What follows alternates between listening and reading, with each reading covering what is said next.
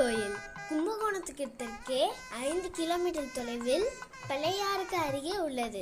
இது 108 திவ்ய தேசங்களில் 21வது திருத்தலம். மூலவர் ஜெகநாத பெருமாள், தாயார் செண்பகவல்லி, திருமங்கை ஆழ்வாரால் பாடப்பட்ட திருத்தலம். நந்தி தேவர் தான் பெற்ற சாபம் நீங்க இந்த ஜெகநாத பெருமாளை வணங்கியதால் நந்திபுர விண்ணகரம் என்றும் அழைக்கப்படுகிறது.